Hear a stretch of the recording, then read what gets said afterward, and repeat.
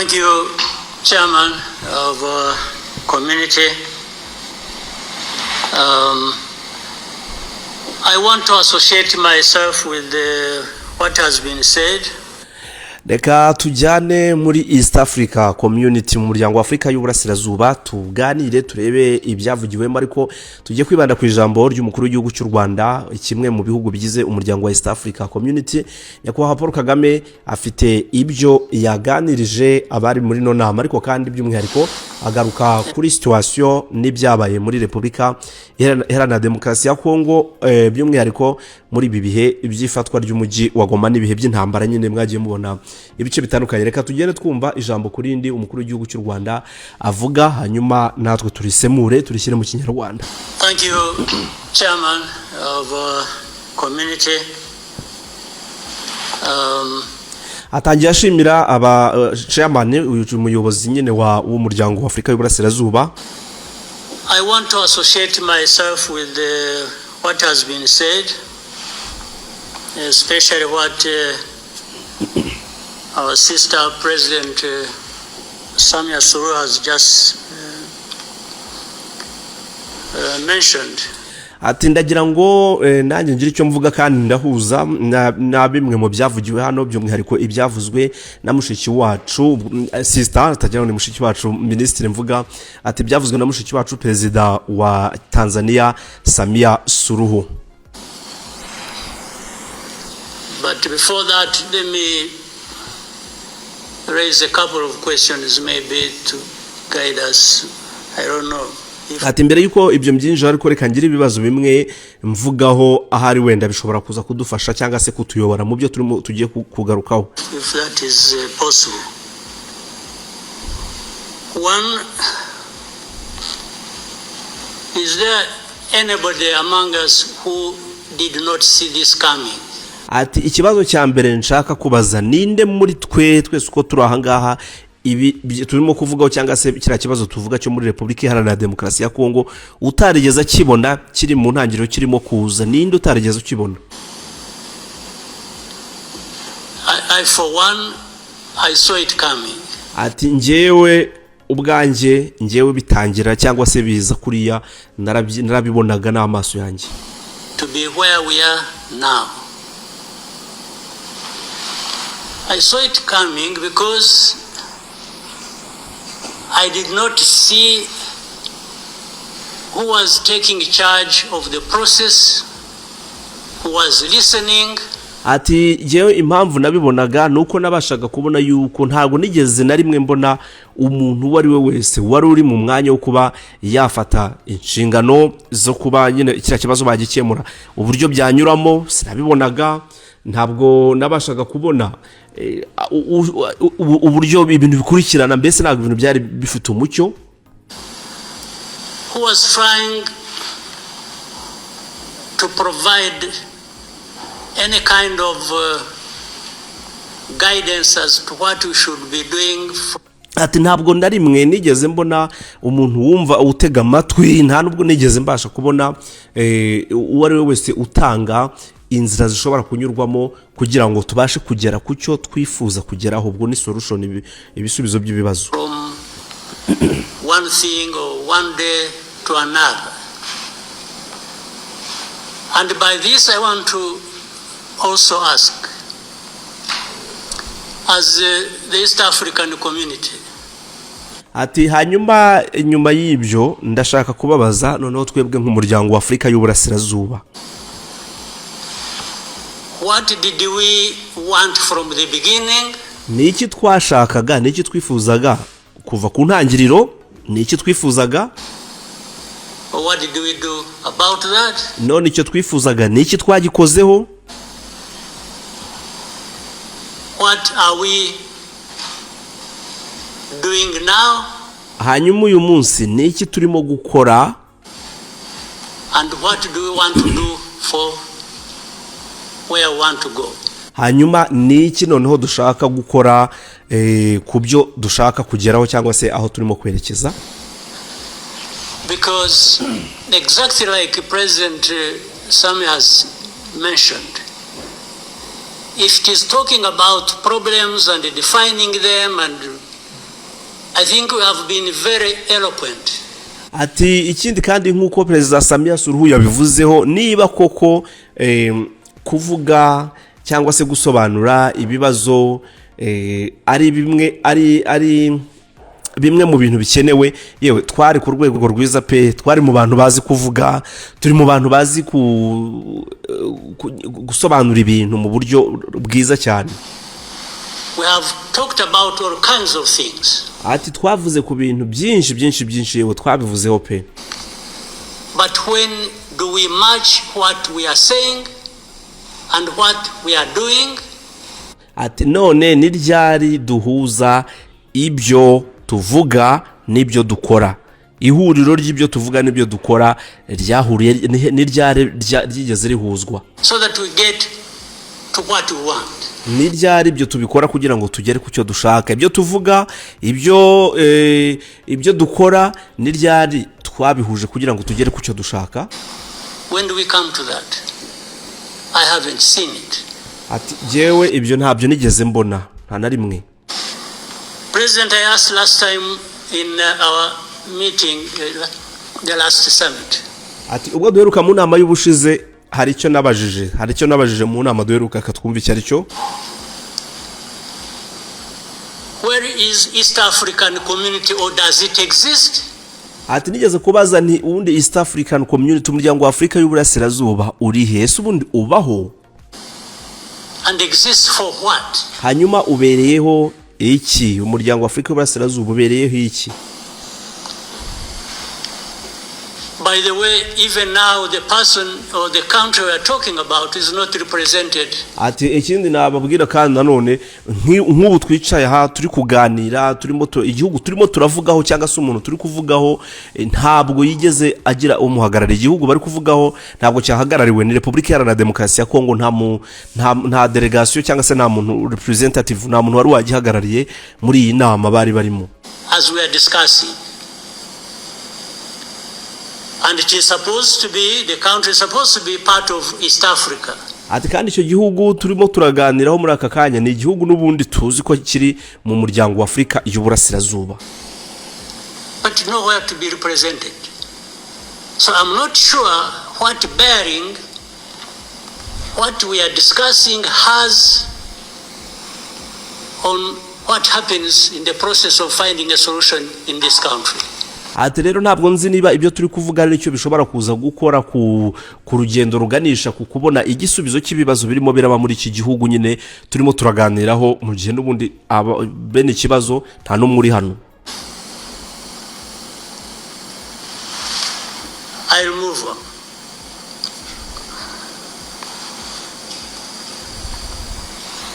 the conflict that was created from the time we had the East African community get involved in trying to help in Congo,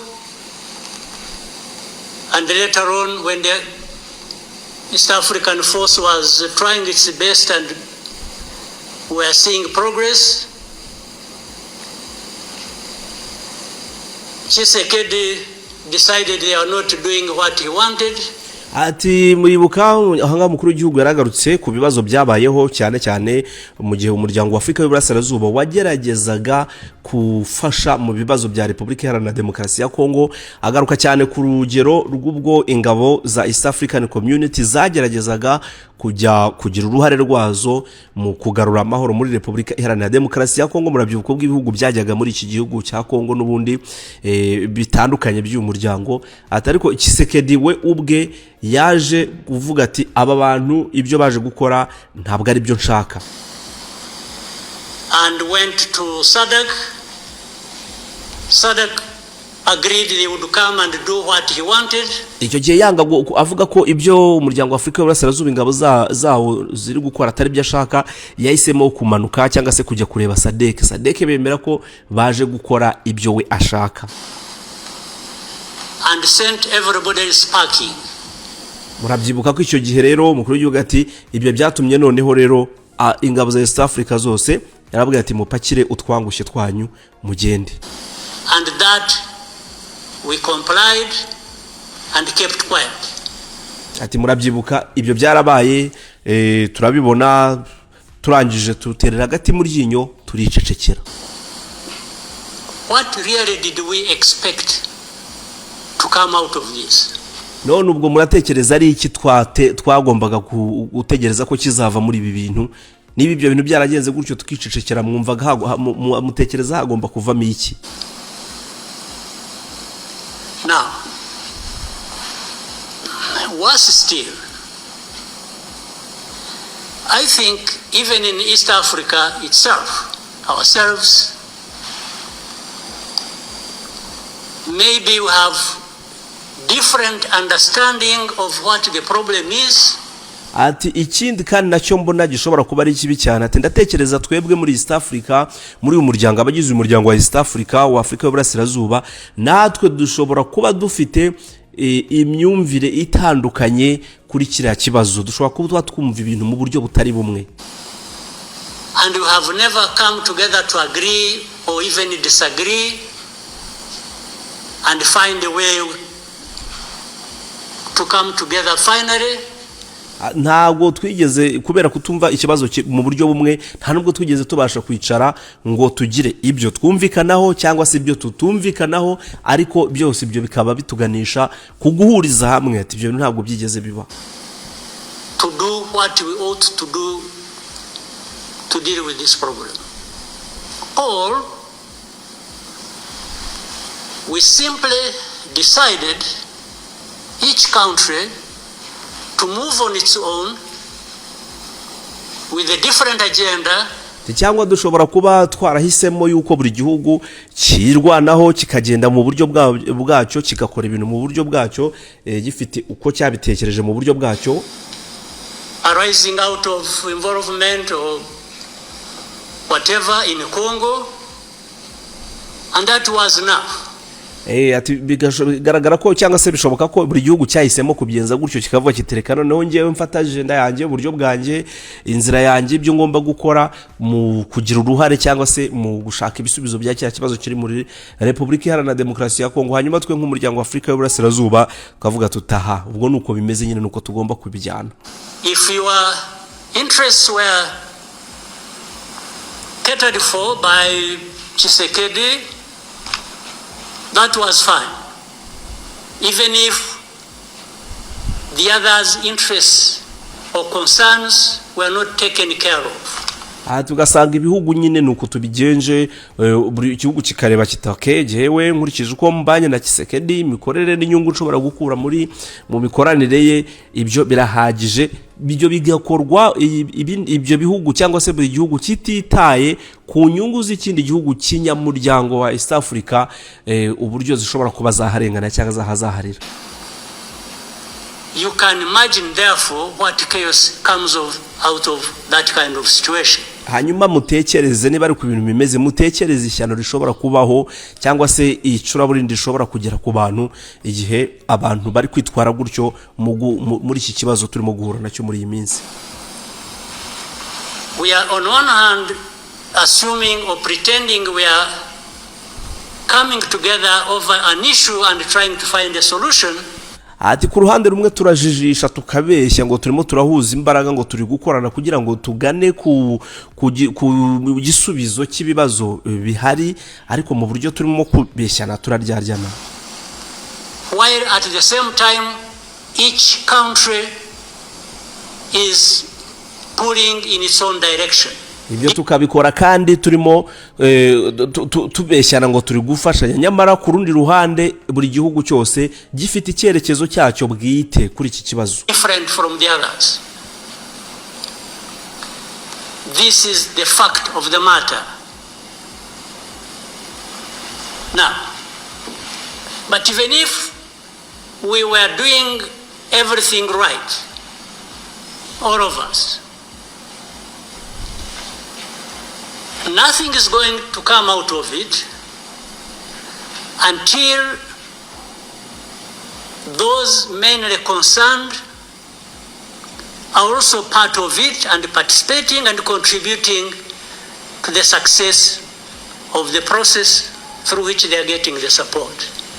hanyuma ati rero nubwo ibyo byose mwumva uko tubikora niyo twakora iyo bwabaga tugakora gute buri gihugu cyose kiri mu cyerekezo cyacyo kigakora mu buryo bwiza bushoboka ntabwo byagira icyo bigeraho nta musaruro bishobora gutanga mu gihe igihugu cyo nyirizina gifite ibibazo kitarimo kugaragaza uruhare rwacyo mu gukemura ibyo bibazo kitari kugaragaza ukuboko kwacyo mu gukemura ibyo bibazo mu gihe abandi barimo barafasha icyo gihugu cyo kiraho ngaho cyatereye hagati muri ryinyo nta nsinzi bishobora kugeraho.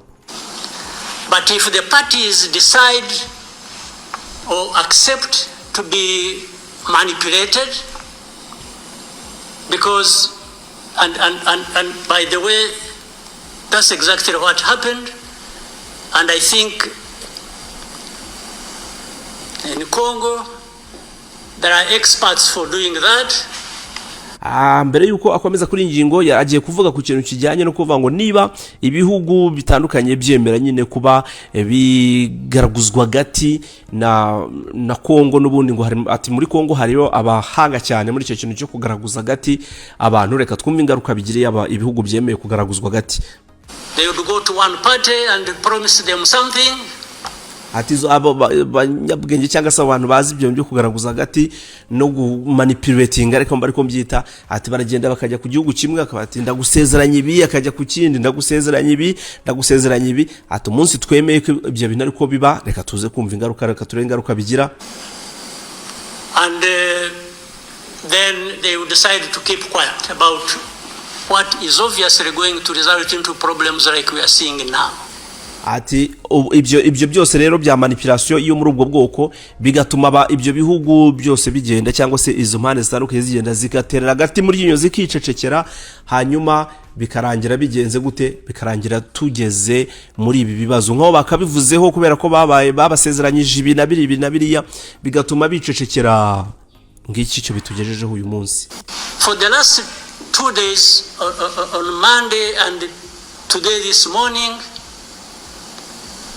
I spoke with the president of South Africa who ati mu minsi ibiri ishize kuva kuwa mbere ndetse no ku munsi w'ejo ubwo nubwo inama yabaga ati navuganye na Perezida wa Afrika y'Epfo Cyril Ramaphosa sought me out to speak with me on this matter because of their involvement. Ati Cyril Ramaphosa cyangwa se Perezida wa Afrika y'Epfo yashatse ko nyine tuvugana tuganira kuri ibi bibazo kubera uruhare rwabo mu situation y'umutekano muri Repubulika Iharanira Demokarasi ya Kongo in Eastern Congo, and he's also there pretending to be playing a peacemaker role.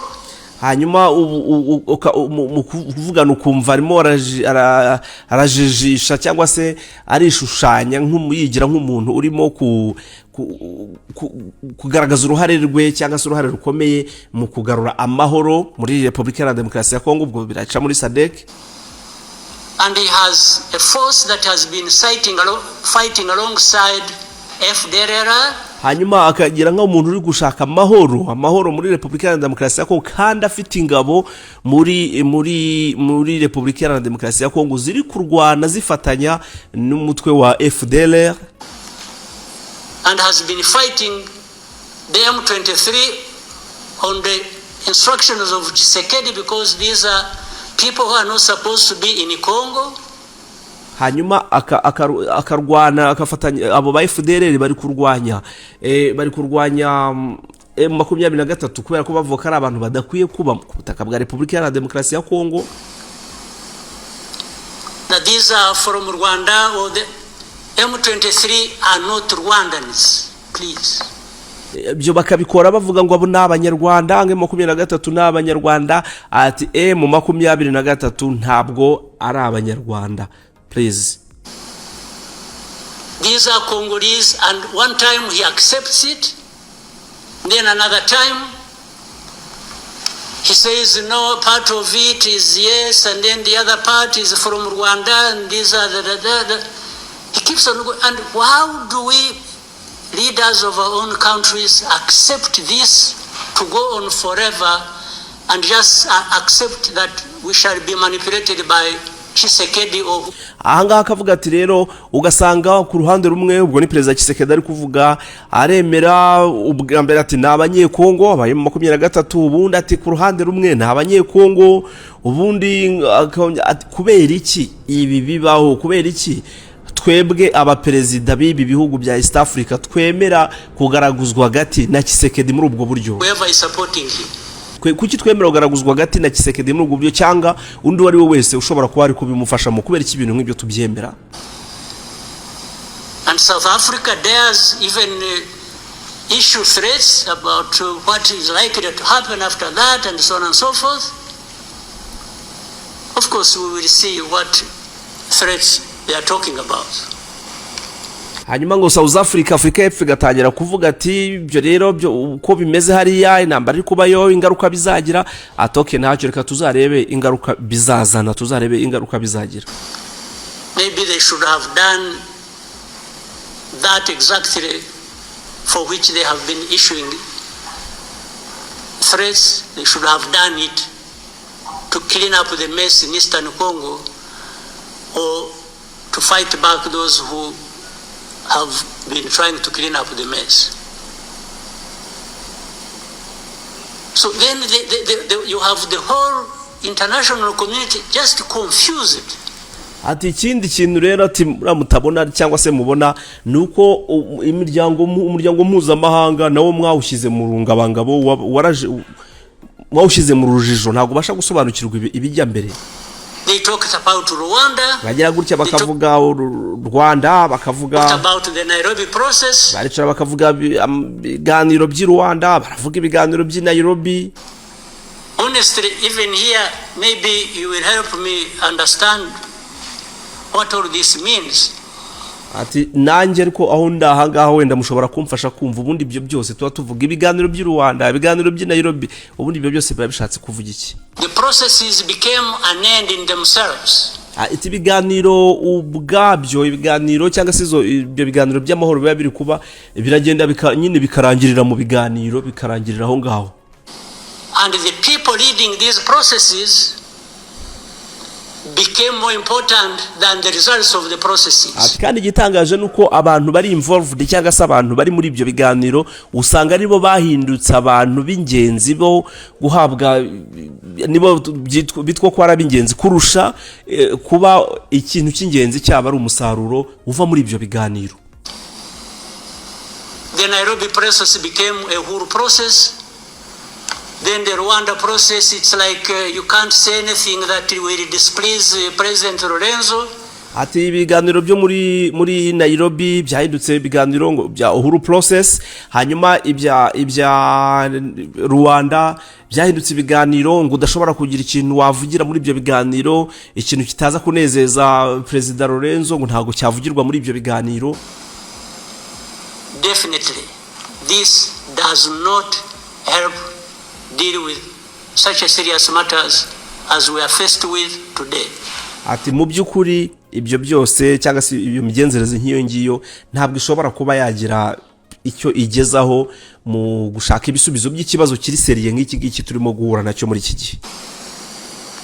That in the end, just because they can't be addressed, we have such a situation that like we have now. Ati kubera ko ibyo bibazo cyangwa se probleme zihari zidashobora kuba zakemurwa niyo mpamvu mubona dufite ibihe nk'ibi ngibi dufite situation imeze nk'iyi ngiyi. And if anybody and above all if I don't understand how Tshisekedi keeps thinking that he will resolve the problems to do with rights of people militarily. Ati ikindi kintu ntabwo ndi gutekereza uburyo Tshisekedi abavuga ko ibintu ikibazo ngazagikemura ikibazo kigendanye n'uburenganzira bw'abantu ngazagikemura mu buryo bwa gisirikare. Kill them, shoot them, bring in forces that are ready to help. Yica abantu abica abantu abari gukemura ibibazo abica abarasaho azana izindi ngabo z'ibindi bihugu ngo baze kumufasha gukora ibyo ngibyo. Like especially Burundi, whether that has been helpful for the last few days or weeks they have been doing that. Ati sinzi niba ibyo byose yakoze hari icyo byabashe gutangaho nk'umusanzu muri iminsi yose bamaze hariya ku butaka bwa Repubulika Iharanira Demokarasi ya Kongo. So I want us to, Chairman, Your Excellencies, I want us, whatever we are saying and whatever we intend to do, we capture the context rightly and then proceed based on that, and maybe we can get somewhere. Ati bajya kubahwa ba Perezida bajya kubahwa mwese muterane hano, ati natekereza ibyo tuvuga nibyo dukora tugomba kubihuza kandi tukagenda mu murongo wa wundi ushobora kuba nyine huza ibyo byombi ku buryo bishobora kuba byadufasha kugira aho tugera, nicyo kintu gikenewe. But otherwise if we keep saying good things, saying that, and to each other being nice, and then ati naho ubundi nidukomeza tuvuga ibintu byiza amagambo meza tugaragaza ngo tugomba kuba beza kuri tuba mwiza kuri runaka na runaka, ibyo ngibyo ntacyo bishobora kuzatugezaho. Each one fulfilling their own interests than others, interests, common interests we have as East Africans. Ati cyangwa se ugasanga turavuga ayo magambo gusa, turakora ibyo amagambo meza ariyo tuvuga, ugasanga n'abandi bantu bahugiye buri wese ahugiye ku nyungu ze bwite, mu gihe atari kureba no ku nyungu z'abandi, inyungu dusangiye twese hamwe nk'umuryango wa Afrika y'Uburasirazuba. Then I don't see how we are going to contribute effectively to finding a solution. Niba ruko ibintu bimeze, ntabwo nimo ndabona uburyo turi buze gutanga umusanzu wacu ku buryo bwuzuye mu kugira ngo tubashe kubona igisubizo cy'ikibazo gihari. But really to have even had East African community expelled from Eastern Congo and everybody complied and then there was quiet, it's as if it was normal or that is okay. Everything dictated by the country or the person we are trying to help. Ati ikindi muribuka nk'igihe East Africa yirukanwaga muri Repubulika Iharanira Demokarasi ya Kongo, kuko bikaba abantu bakabibona bakamara kubibona bagatera agati mu ryinyo bakicecekera, uboshye ari ibintu bisanzwe, tukabona nyine ni ibintu bisanzwe, uboshye ibihugu byose cyangwa se umuryango wa Afrika y'Uburasirazuba uri mu biganza by'icyo gihugu turi gushaka gufasha, cyangwa se uwo muntu turi gushaka gufasha wagira ngo niwe uyoboye ufite telecommande. I didn't understand that, and that's where we are now. That's how we are here where we are. So let me maybe for now stop here. I would really want to hear advice of others, but I think it's not just a plaything. It's not ati reka nsoreza ahangaha, reka ngarukira ahangaha, wenda nanyize gutega amatwi numve ibitekerezo by'abandi, atariko mumenye ko ingiye ntabwo ari imikino tuba turimo. It's a serious matter evidently because it consumes people's lives. Ati ibi ni ibintu biri seriye, ibi ni ibintu bitari byo gukinisha, ni ikibazo kiri seriye kuko birimo biratwara ubuzima bw'abantu. And the other day, 2-3 days ago, we lost people. There was a lot of sharing from Eastern Congo, from Goma. Ati ndetse vuba mu minsi mike ishize twabuze ubuzima bw'abantu, habayeho kurasa kwinshi kwaturukaga muri Kongo, kwaturukaga Igoma barasa, killed a dozen people and injured. Bishe abantu bagera mu 10 n'abangahe barenga barapfa, ndetse n'abandi amagana barakomereka. The hundreds. We will definitely take care of that. Yes. Ati ndababwiza ukuri ibyo byose byabaye dufite kubyitaho. No question about it. Nta n'umuntu ugomba kubyibazaho, ibyo dufite kubyitaho. Nyakubahwa Perezida wa Repubulika y'u Rwanda Paul Kagame mu nama ya East African Community yihariye yagaruka ku kibazo cya Repubulika Iharanira Demokarasi ya Kongo, inama umukuru w'igihugu cya Repubulika Iharanira Demokarasi ya Kongo atigeze azamo, inama ibaye iza ikurikirana n'ifatwa ry'umujyi wa Goma ku mutwe wa M23, inama ije ikurikirana